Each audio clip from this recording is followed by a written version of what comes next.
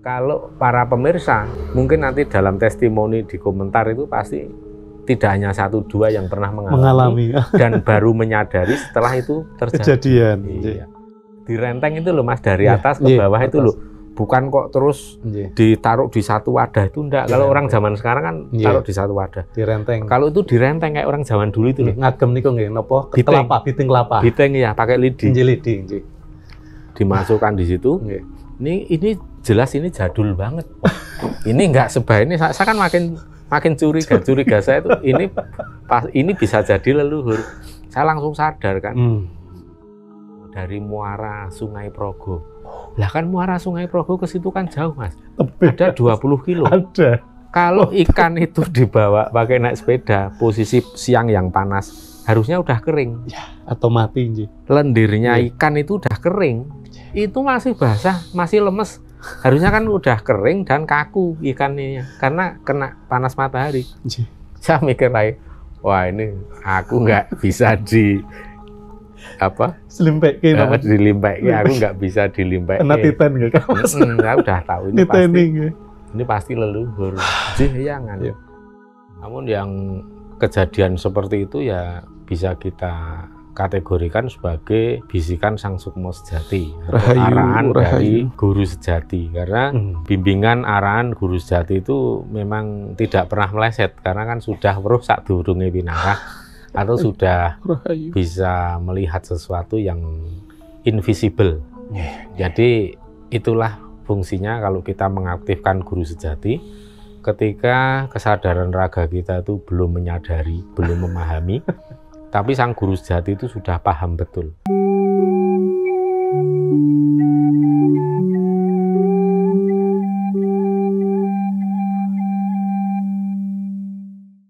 Jumpa lagi para pemirsa yang budiman di seluruh Nusantara, bahkan dimanapun saudara berada. Salam sejahtera, salam kebajikan, Om Swastiastu, Namo Buddhaya, salam, salam, rahayu. Semoga kita semua dalam keadaan sehat berkah waras, ayem tentrem, lancar rezekinya, tansah pinaringan sih wiloso, saking ngersaning Gusti Ingkang Maha Agung. Kali ini saya bersama dengan Mas Mahfud. Beliau sudah doktor, sebentar lagi hanya hitung hari, beberapa hari lagi sudah resmi sebagai dokter, dan saya ucapkan selamat sudah ACC semua ya Mas. Ada beberapa yang akan kita bicarakan, kita perbincangkan di sore hari ini. Dan tentunya tadinya kita mau ngobrol aja berdua, tapi kiranya akan lebih bermanfaat kalau ini nanti apa yang kita obrolkan itu kita share ke publik, supaya saudara-saudara, semua teman-teman juga bisa mengambil pelajaran mana yang sekiranya bermanfaat. Monggo untuk diaplikasikan, dan bagi yang belum selaras atau belum bisa memahami atau ada yang tidak sepakat dengan apa yang saya sampaikan, itu juga monggo, tidak apa-apa, karena kita hidup ini punya banyak pilihan dan punya pandangan yang berbeda-beda. Tetapi apapun yang kita sampaikan ini tentunya tetap pada pakem ngelmu Jawa, yaitu ilmu kasunyatan. Jadi kita tidak berani untuk sekedar berbicara melambung tinggi sebatas teori, tetapi kita diusahakan untuk selalu membumi dalam setiap pembahasan berbagai macam hal yang terutama saat ini yang sedang hangat kita hadapi bersama. Monggo Mas Mahfud.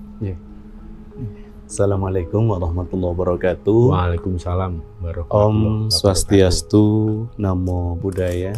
Salam, salam kebajikan, salam sejahtera buat kita semua, salam damai, rahayu sagung tumati, berkah dalam.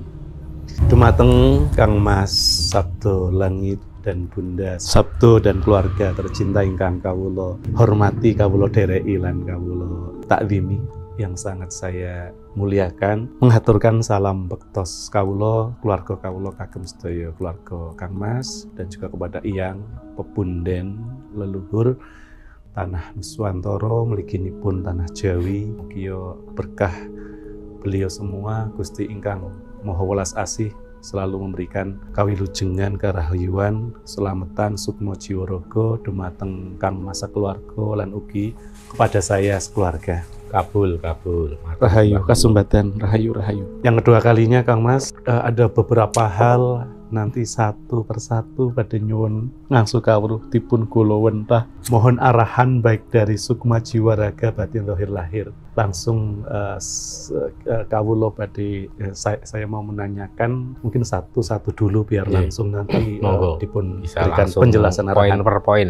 Poin yang pertama Kang Mas, mohon penjelasan tadi kepada seluruh pemirsa setia dan seluruh bangsa Indonesia dan dunia tentunya, pengalaman saya yang direct atau langsung Kang Mas. Tadi saya mau pulang dari kantor, kemudian melewati ada terminal Ngabean yang untuk kalau menuju ke Malioboro berhenti di situ, kemudian mungkin banyak berjalan kaki. Dan mau pulang ke rumah di daerah Sewon Bantul Kang Mas, ya tinggal lurus, tahu-tahu di Jokteng, pojok benteng barat utara atau Kulon Ler.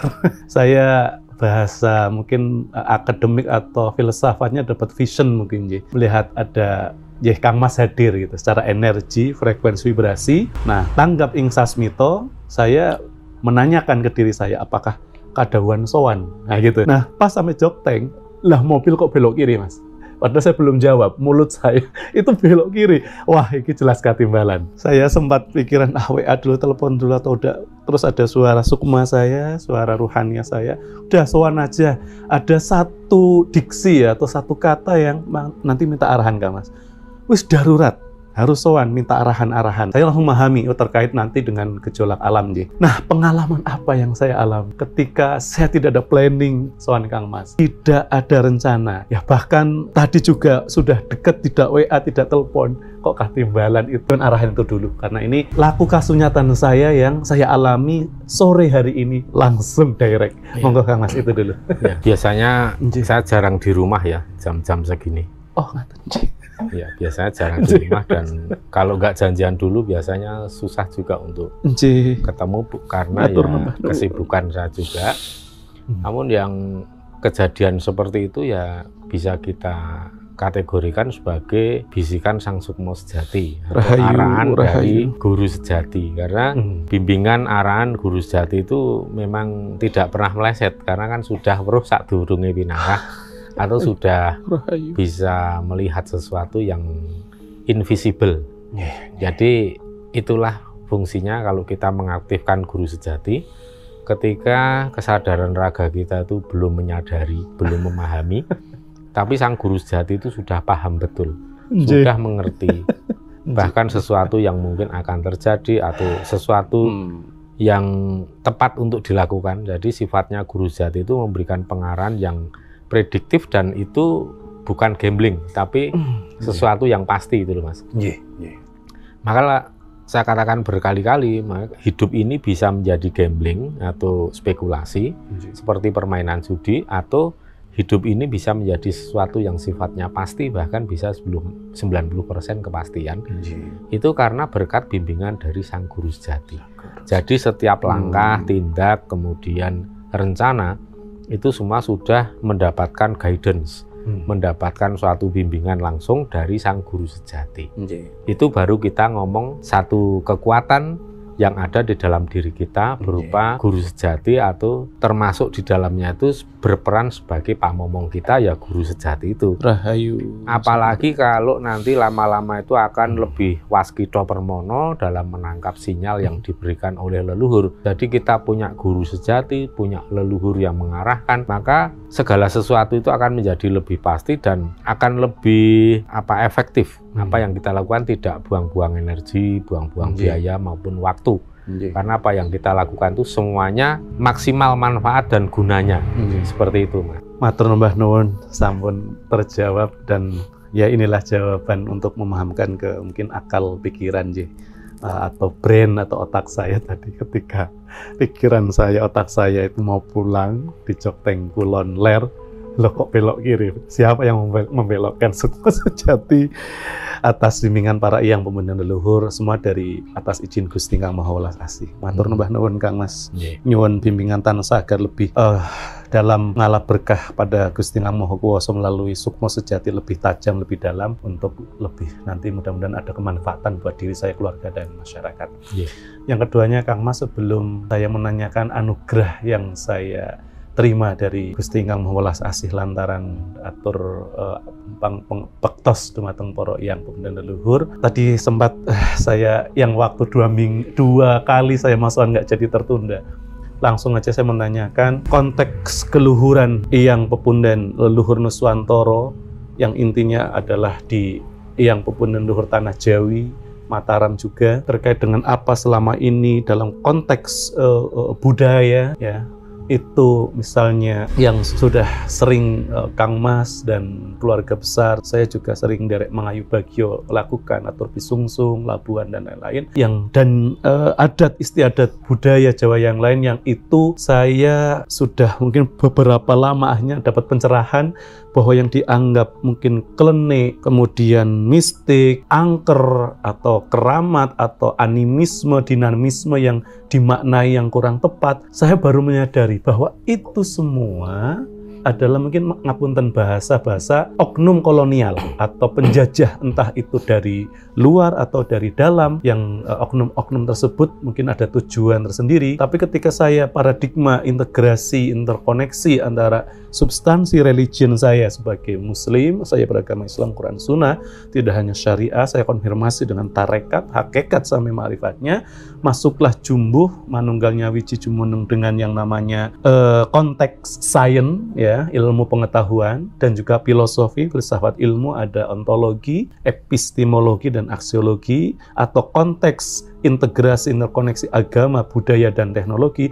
Nah, level budaya itu ternyata dia jumbuh manunggal dengan yang namanya sains atau ilmu pengetahuan, yaitu bahwa selama ini yang ada stigma itu sebenarnya adalah energi, frekuensi, dan vibrasi.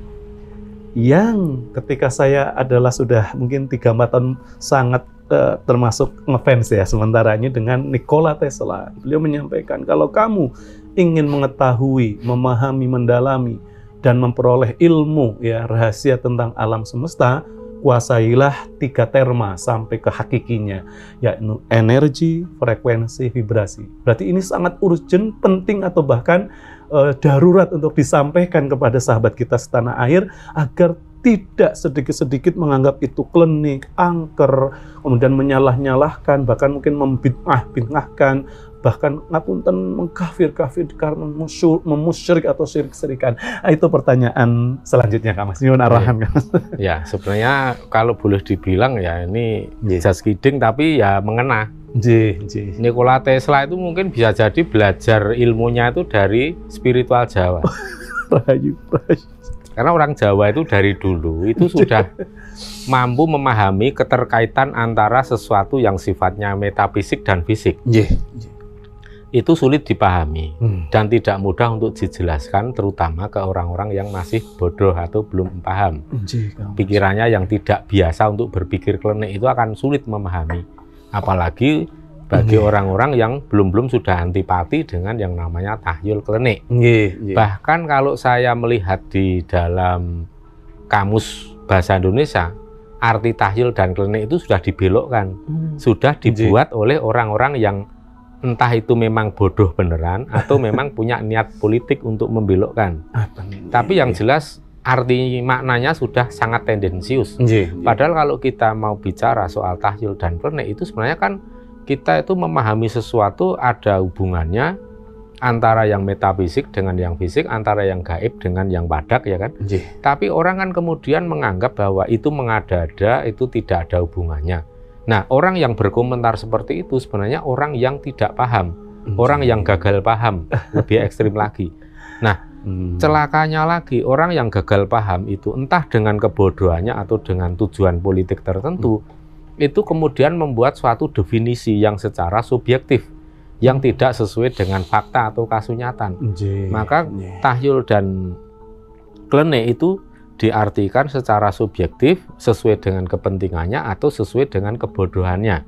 Oleh sebab itu muncullah stigma yang sifatnya negatif, yang kemudian mencap orang Jawa itu tahyul klenik itu adalah bid'ah khurafat, ya kan? Yang kemudian disepadankan dengan makna bahasa Arab yang sangat negatif. Nggih. Padahal itu sebenarnya aslinya kalau saya lihat beda banget. Nggih. Nah sekarang ya semua ilmuwan ya seperti Albert Einstein, Nggih. Nikola Tesla itu Nggih. semuanya klenik dan tahyul. Ngaten kan. Tapi mereka cerdas Nggih. banget. Orang Jawa pun klenik dan tahyul.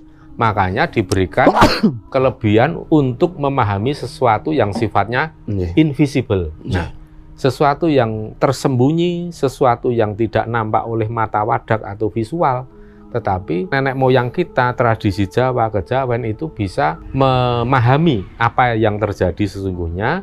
Tapi kalau untuk menjelaskan, itu terlalu rumit. Apalagi kalau kita menjelaskannya kepada orang-orang yang hanya bermain di tingkat kulit atau level kulit atau syariat saja. Nah, kalau mau memahami sesungguhnya tahyul dan klenik secara benar, yang sesuai dengan yang faktanya, itu ya harus beranjak dari syariat. Tembuslah ke tarekat dulu, hatinya sing dibuka sik semeleh.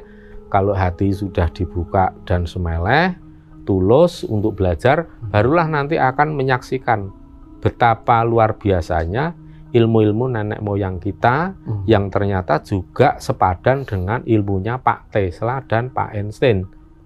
Ngapunten mboten pangandikan sekedap tembe kraos wonten getaran. Ngapunten. Ya, 1 detik lah. Ngapunten. Ya memang ini tanah Pulau Jawa sedang bergoyang. Nggih, Kang Mas. Ngapunten tembe. Monggo diterasaken. Ya, jadi seperti itu. Makanya kalau kita kembali pada jati diri kita ya sebagai orang Jawa itu, dan bahkan bukan orang Jawa saja, umat manusia di planet bumi ini mayoritas mereka itu kalau saya lihat ya menyadari atau tidak, mereka semua itu adalah berada di jalur animisme, dinamisme. Ya kan? Animisme itu apa? Ya animisme itu kan memahami sesuatu benda itu ada energinya. Terus kemudian kalau dikristalkan lagi menjadi ada rohnya, ada ya macam-macam lah. Tapi pada intinya ini adalah metafisik. Metafisik itu apa? Metafisika. Fisik itu kan benda. Meta itu berarti sesuatu yang ada di balik benda fisik. Itu bisa energi, bisa frekuensi, bisa vibrasi. Nah, ketiga hal yang diakui dan dijadikan dasar ilmu pengetahuannya dan rumus-rumusnya Nikola Tesla, itu ya sebenarnya kalau kita telusuri roots-nya atau akarnya, sumbernya itu ya animisme.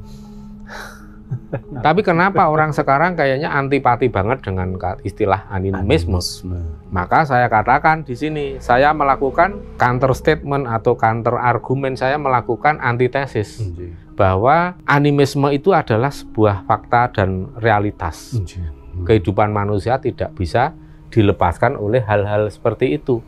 Kita percaya ya, orang mau ke Mekah, mau naik haji dan itu sebenarnya ada dasar animismenya.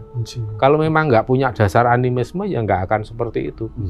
Ya kan, percaya misalnya di sana kemudian melakukan ritual haji itu kan semuanya ada yang dipercaya ini ada kekuatan, entah itu mengartikannya ini kekuatan langsung dari Tuhan atau kekuatan apa, tapi yang jelas pada prinsipnya animisme itu mempercayai suatu benda memiliki kekuatan. Termasuk sekarang batu baterai pun itu kan mengadopsi dengan pola-pola animisme sehingga menyimpan energi di dalam sebuah benda bernama batu baterai. Kalau zaman dulu cuma batu tok, baterainya nggak ada. Kalau sekarang batu baterai atau power bank ya. Power bank itu juga ada. Nah, monggo.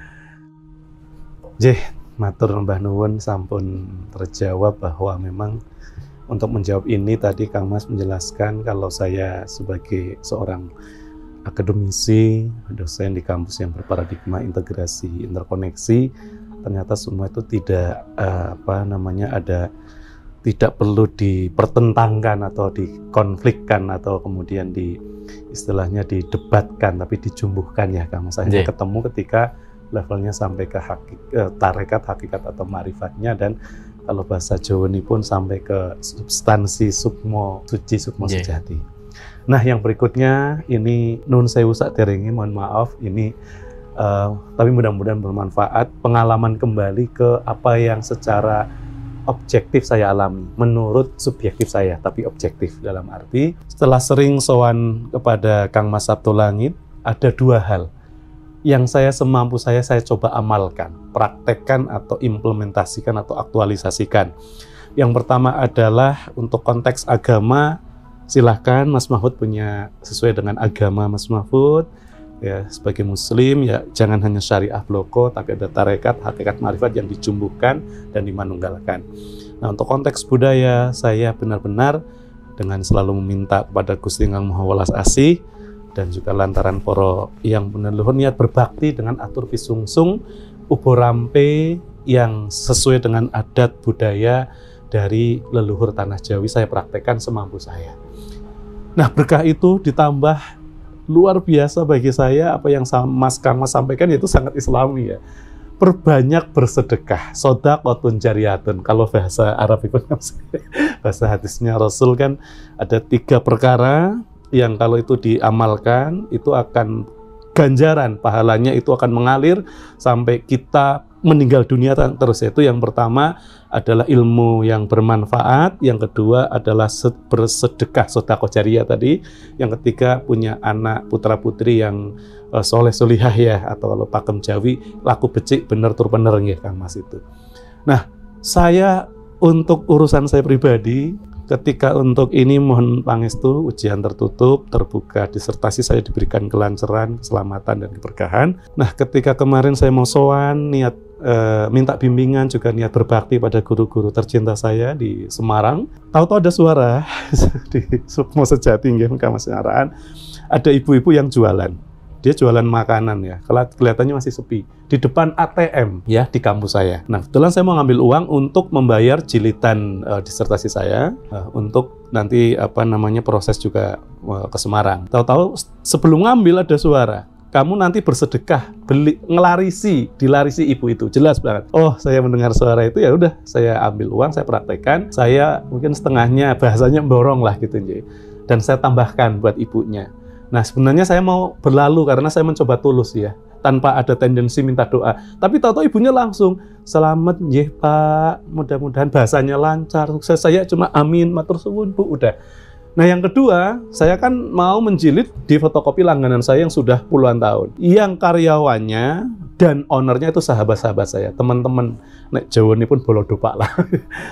Ternyata makanan itu saya sedekahkan juga. Yang ketiga, ketika menuju ke Semarang, saya baru ingat di Dawi mengambil foto wisuda guru tercinta saya karena putranya mungkin kuliah di Jogja di salah satu studio foto di Jalan Ring Road Utara menjelang Jalan Kaliurang. Saya niat berbakti, birrul walidain bahasa kami di agama Islam ya. Nah, setelah itu saya berjalan. Nah, itu udah melewati batas yang itu kan hari Rabu, hari Kamis mau berjumpa beliau dikasih waktu pukul 1 gitu ya. Tapi saya punya keyakinan pada Gusti Yang Maha Welas Asih, saya niat berbakti dan kemudian nanti melobi mungkin bahasanya ya minta ACC dengan tentunya kalau ada kekurangan saya siap merevisi. Yang jadwal jam 1 itu bahkan mundur sampai setengah 4, intinya semua diberikan kelancaran atas arahan beliau ya, karena sudah 3 bulan fokus betul dan sudah berkali-kali, intinya semua diberikan kelancaran, kesuksesan, dan bahkan semua syarat untuk dimasukkan ke online pendaftaran itu lancar semua. Dan yang paling luar biasa ketika di Jalan Tol Bawen Semarang ini Kang Mas, saya diberikan pertolongan Gusti Ingkang Maha Welas Asih, Gusti Allah Subhanahu wa taala melalui para yang pepunden leluhur. Karena apa? Pas kecepatan 80 sampai ya rata-rata mobil ada jerigen berjatuhan di depan kita. Kita semua ya udah zigzag seperti di Formula One. Bener-bener baik depan saya, belakang saya. Wah, kayak gitu kan. Nah, tahu-tahu kemudian ada suara sukmo atau ruhannya saya. Kamu agak cepat dikit gitu ya. Siapa tahu nanti nampaknya itu baru jatuh. Feeling saya nih Kak Mas. Betul, ketika berapa sekilo atau 2 kilo, saya tahu ada mobil yang jerigen minyaknya yang mungkin kosong ya, tapi gede-gede itu kotaknya. Itu kok sama. Saya lihat sopirnya, itu benar-benar mengantuk. Terus saya buka, saya bilang, Bapak maaf, itu nampaknya jerigennya pada jatuh, Bapak mungkin nggak sadar. Dia minggir. Nah, sebelumnya saya lihat juga ada yang namanya mungkin travel atau mobil pariwisata juga minggir, tapi jaraknya 500 meter. Nah, sudah cukup, saya pikir cukup, Mas, saya mau ke Semarang tadi. Nah, di perjalanan, kamu udah selamat. Jangan seenaknya sendiri. Kamu cari petugas tol, juga sampaikan, karena petugas tol yang akan cepat siap tanggap menghubungi. Betul, masuklah ke tol arah Kerapia, Semarang. Nyari selamat jangan diborong dewe ya. Lurus kan Mas, suara itu nyata. Akhirnya semua ya tutup setelah lewat itu kenceng-kenceng, ya termasuk saya lari 110 ya, karena saya ingin secepatnya nyari petugas tol. Akhirnya saya ketemu 4 atau 5 orang, saya matur. Bapak, itu ada jerigen jatuh yang mungkin membahayakan. Mohon, di mana Bapak? Kurang lebih 5 sampai 10 kilo lah dari tol arah keluar Bawen, arah tol Kerapia Semarang gitu ya. Udah, akhirnya tertanganilah barulah. Nah itu Kang Mas, mohon arahan, kurang lebih ya hampir saya 2 tahun ya yang lalu sowan Kang Mas dan sering sowan. Kata kuncinya atur pisungsung sebagai bektos kepada iyang pepunden leluhur, nanti akan diberikan welas asih Gusti ingkang Maha Kuwasa lantaran para iyang leluhur, dan juga hikmah atau manfaat sedekah itu luar biasa untuk menyelamatkan. Mungkin kalau di dalam kami Muslim itu ada Allah itu memberikan pengarahan gitu ya, bahwa harus menjaga diri kita dulu, setelah itu nanti dan keluarga kita dari siksa api neraka. Yang saya maknai bahwa neraka itu bagi saya itu ada 3, ada di dunia, ada di alam nanti mungkin barzakh kubur, dan ada di akhirat nanti. Nah di dunia ini adalah tadi, kalau saya lepas dari eling lan waspodo, ya benar-benar melupakan yang pepunden leluhur, konteks budaya keluhuran ini, ya itu jadi yang buat saya celaka. Berarti ketika saya celaka karena lupa diri atau lalai, ya saya menciptakan neraka buat diri saya sendiri, dan bisa jadi mungkin untuk keluarga atau bahkan masyarakat. Nah, pikiran saya kalau pimpinan-pimpinan utama kok lepas dari eling lan waspodo, nah itu yang kan punya rakyat banyak ya mungkin.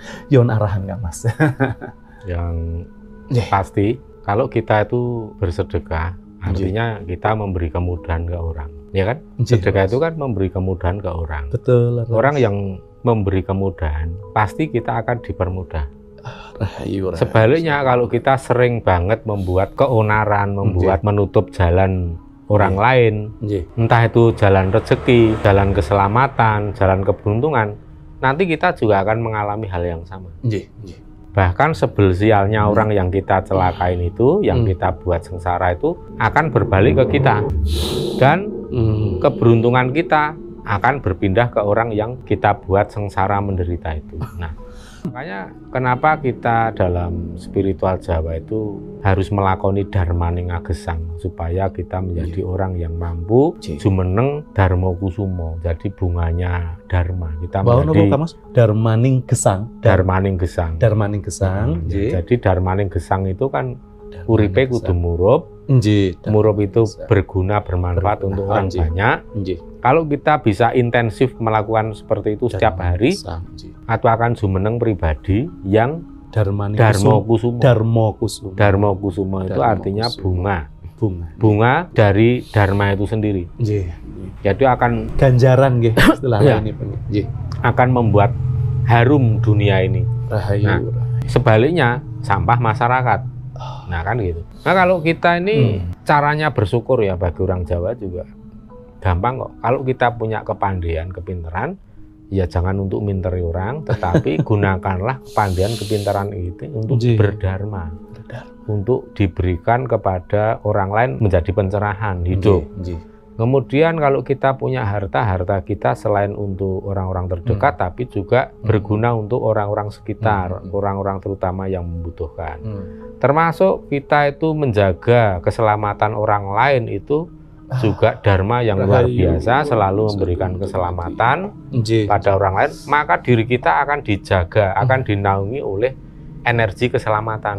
Maka dari situlah nanti yang akan dicapai itu adalah level orang yang mendapatkan ilmu kabejan atau meraih ilmu keberuntungan. Sak tiba-tibane tansah nemu bejo. Sak tiba-tibane tansah nyandung nyampar sekar cempaka mulya. Jadi setiap langkah kita selalu mendapatkan kemuliaan dan keberuntungan. Itu ilmu yang tertinggi orang Jawa itu sebenarnya keselamatan dan keberuntungan itu. Keselamatan dan keberuntungan. Nah, kalau itu kita lakukan ya seperti Mas Mahfud kan juga mengalami, membuktikan sendiri langsung ya kan? Seperti tes disertasi juga langsung di ACC dengan mudah, semuanya sudah tanda tangan, tinggalin nanti satu langkah lagi mencari jadwal ujian tertutup. Ujian tertutup. Kalau ujian tertutup itu nanti sudah mendapatkan jadwal, baru kemudian nanti kan ujian terbuka itu kayak orang tinggal resepsinya ya kan. Tapi untuk akad nikahnya yang sakralnya nanti tertutup itu. Nah, kalau saran saya ya jangan lupa tetap untuk nyuwun pengestu ke para leluhur pada orang tua supaya nanti jadwalnya itu segera bisa muncul sebelum tahun baru sudah beres semua, Mas. Amin, rahayu. Dan tadi yang dilakukan itu kan mungkin dari rangkaian dharma. Terus kemudian di saat-saat yang genting itu ketemu ibu-ibu sudah sepuh. Sampun sepuh. Sekitar usia berapa? Sekitar usia yang pasti beliau nampaknya 70-an. 70-an. Ya. Jual makanannya apa aja, Mas? Ada makanan tahu, yang tahu bakso itu digoreng. Terus wonten setelah tahu goreng itu kayak keripik singkong atau keripik tempe, saya lupa. Ya, pokoknya makanan kering. Gitu ya. Dan satu lagi Kak Mas, ternyata ketika kan ada satu yang mau tak makan ya di mobil untuk perjalanan. Itu di mobil dimakan semut, akhirnya kemudian saya semua nggak akan semut, dan ada 1-2 yang tak taruh di luar. Terus ada suara, yes men bagi-bagi karo semut sing di depan kampus. Karena semut pun hewan kan itu. Memberi kehidupan kepada seluruh makhluk hidup kan. Waktu setelah habis beli makanan tadi, waktu meninggalkan lokasi, ibunya masih ada nggak? Masih. Jadi saya mau langsung meninggalkan ibu itu ya karena mencoba ingin tulus ya. Tapi ketika mau beranjak, ibu itu langsung mendoakan. Karena beliau muslimah ya, pakai jilbab itu, Bapak mudah-mudahan doanya tuh selamat, lancar semua. Nah setelah itu ya udah, saya kemudian pergi ke fotokopi, saya sudah nggak melihat lagi, maksudnya nggak coba nengok-nengok. Dan makanannya tak kasihkan. Karena di momen-momen yang sangat genting atau darurat itu, kadangkala memang leluhur itu seperti ngetes. Terutama leluhur yang sedang ingin membantu kita, leluhur yang ingin jangkung-jampangi atau membimbing, mengarahkan, membantu kita itu biasanya pakai ngetes segala. Menyamar. Iya. Kadang leluhur itu bisa menyamar menjadi seseorang yang kita itu lihat orang itu enggak, peduli enggak, perhatian enggak. Ya. Kalau kita perhatian, kita peduli ya nanti berkah yang lebih besar akan didapat. Tapi kalau tidak ya wes segitu aja. Itu saya sering banget seperti itu kejadian. Bahkan kadangkala barusan kita ambil suatu tindakan, entah itu memberi uang atau membeli dagangannya, begitu kita masuk ke kendaraan, kita toleh, orangnya sudah nggak ada. Tapi ada sesuatu yang bisa menjadi ciri-ciri ya, bisa menjadi penanda. Pasti di situ kalau kita cermati nanti kalau sudah kulino itu akan tahu. Karena ada sesuatu yang janggal. Kejanggalan itu misalnya ini saya contohkan. Dulu waktu saya dapat jauh ke Kanjeng Ratu Kidul untuk ngatur ke labuh bisungsung yang sederhana. Saya waktu itu nolong orang. Saya harus beli jarum sama benang. Nah di Jalan Parangtritis di daerah ini Bakulan atau apa ya? Bakulan.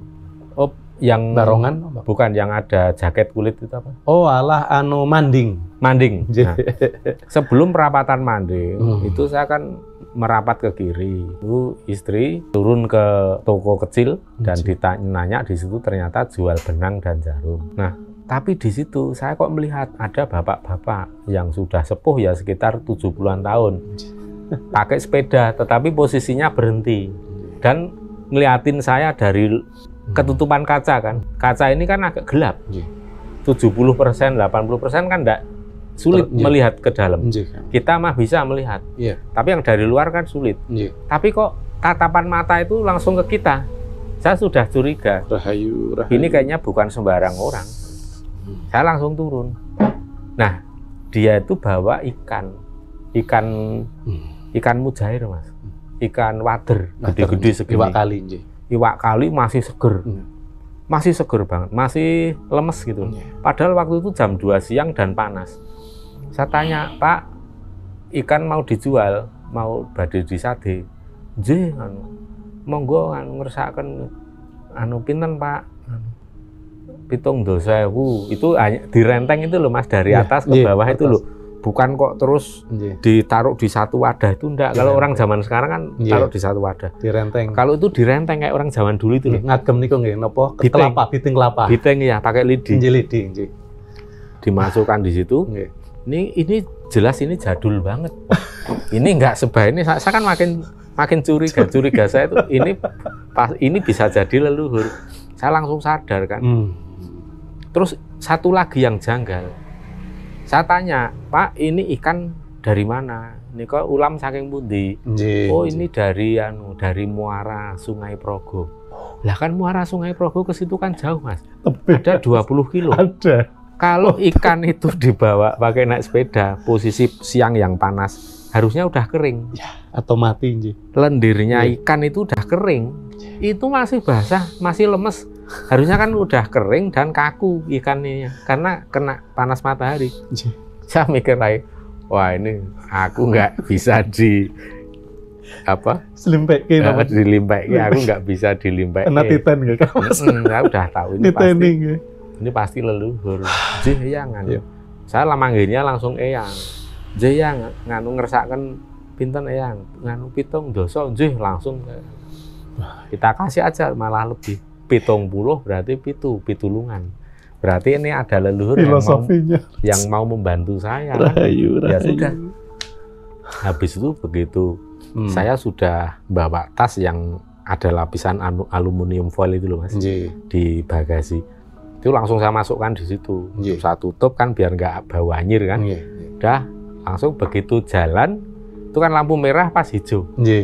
Saya jalan, saya toleh di spion itu bapaknya udah nggak kelihatan. Nah kan, udah itu pasti leluhur tadi. Nah, hal-hal yang seperti itu sebenarnya kalau saya pikir sedulur-sedulur itu pasti hampir semua pemirsa di sini itu pasti pernah mengalami hal seperti itu.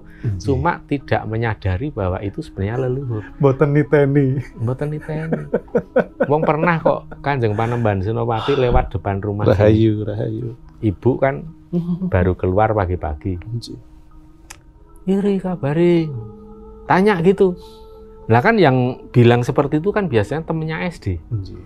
Terus langsung mikir, temen koncoku SD sapa ya itu? Oh, sekondi Pak anu. Dari mana Pak? Anu iki mlaku-mlaku itu jalan-jalan. Jenengan ki sinten to? Anda itu siapa to? Kan agak lupa-lupa gimana ini kok. Mungkin ini suara yang manggil itu bangsane temen SD kan punya ciri khas ya. Mikir temen SD lah. Jenengan sinten? Oh aku Danang Sutawijaya. Tapi itu belum ngeh. Kok masih mikir asmo asli. Terus kan jalan ke sana terus kan bapak itu ini depan rumah ke sana. Terus habis itu mundur ke belakang, ibu tanya ke saya, Mas. Mas aku mau ketemu koncoku konco SD ini kok jenenge Danang Sutawijaya. Saya ketawa. Nggak ada. Mosok temenmu ada yang namanya Danang Sutawijaya. Nah, aku udah tahu dari dulu kan. Ya kalau Danang Sutawijaya itu ya Kanjeng Panembahan Senopati. Iya ya gitu. Wah, jangan-jangan iya gitu. Nah, terus udah kan itu selesai. Siang hari jam 1 siang. Itu Kanjeng Panembahan Senopati rawuh. Ngajak jalan-jalan. Saya ajak jalan-jalan ke daerah Kulon Progo, ya naik mobil. Terus di sana kan ada yang jual ini sengek tempe, tempe benguk. Beliau berupa energi. Enggak, ya leluhur ya bleger. Tapi kan kalau orang nggak melihat, kecuali Kang. Nah terus kan waktu itu ibu tidur di mobil, terus yang Kanjeng Panembahan Senopati tahu-tahu udah di kursi belakang. Beliau cerita, Ger, tadi itu baik bahasa Jawa ya. Tadi pagi itu istrimu aku panggil itu. Kok itu nggak sadar kalau aku. Akhirnya yang ngeri tadi asma belakang iya, ibu. padahal itu tadi ditakoni jenenge sapa ya tak sebut Danang Sutawijaya. Jadi kan udah saya cross check kan bener. Oh berarti tadi yang memang sengaja beda istilahnya kan bercanda. Nah itu beliau sendiri memang mengakui kalau tadi pagi yang manggil itu memang beliau Kanjeng Panembahan Surapati. Nah ini kan merupakan satu penegasan bahwa memang leluhur itu kadang suka ngejawantah menjadi orang-orang yang kelihatan zaman sekarang. Contoh lain misalnya saya punya anak namanya Danur Doro, cuma belum lahir. Itu kan sering diajak main sama Ki Ageng Mangir Wonoboyo. Kalau manggil kan Mbah Mangir. Itu biasanya jalan kemana itu, yuk jalan-jalan, apa jajan soto, gitu. Maksudnya soto. Terus waktu itu jajan soto di Soto Rezeki Jalan Parangtritis. Yang apa Bakulan ke selatan itu Pundong lurus. Yang mau arah ke Canden itu, arah ke Parangkusuma gitu kan. Nah di situ jajan, terus bakul sotonya itu tanya, "Nika putunipun, nika wayahipun apa Mbah?" Rahayu. Jadi bakule soto itu tanya, "Ini cucunya apa Mbah?" Itu. Berarti kan lihat, cuman kan mereka nggak menyadari kalau yang di hadapannya ini adalah Ki Ageng Mangir Wonoboyo ngajak putune cucunya. Jadi itu loh yang seringkali kita tuh ada interaksi dengan leluhur pada saat ngejawantah. Rahayu. Tapi orang-orang yang tidak sadar. Nah biasanya sadar-sadar itu belakangan. Loh tadi ada orang jajan itu baru bayar kok tahu-tahu udah nggak ada, naik apa, datangnya naik apa, perginya naik apa, nggak ada yang tahu. Nah biasanya orang baru sadarnya di belakang. Itu jadi kalau para pemirsa itu ada pengalaman seperti itu biasanya kalau belum terbiasa seperti saya kan bukan lebih ampuh, lebih sakti itu enggak, cuman saya lebih terbiasa niteni seperti ini. Maka saya hafal lagiane gerak apa namanya kebiasaan leluhur itu saya sedikit banyak tahu. Jadi kalau para pemirsa mungkin nanti dalam testimoni di komentar itu pasti tidak hanya 1-2 yang pernah mengalami dan baru menyadari setelah itu terjadi. Kejadian. Iya.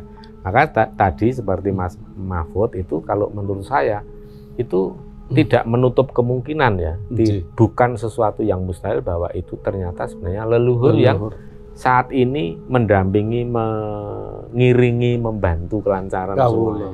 Dan itu gini Kak Mas, apakah konteks leluhur atau pepunden tadi itu dia bleger mewujud misalnya kayak si Simbah Kakung tadi di Jalan Parangtritis atau Simbah Putri, atau kadang bahasa saya apa cahaya, percik cahaya atau energi beliau lah yang tanpa disadari sebenarnya bisa masuk ke Simbah Putri tadi atau Simbah Kakung sehingga kayak bombong atau pripun? Enggak, artinya kalau yang dimaksud Mas Mahfud itu kan sukmane leluhur masuk merasuk atau lenggah di tubuh orang.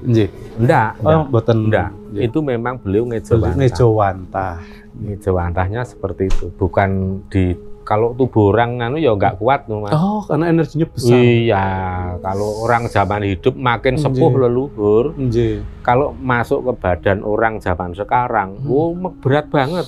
Kalau nggak kuat bisa mati, Mas.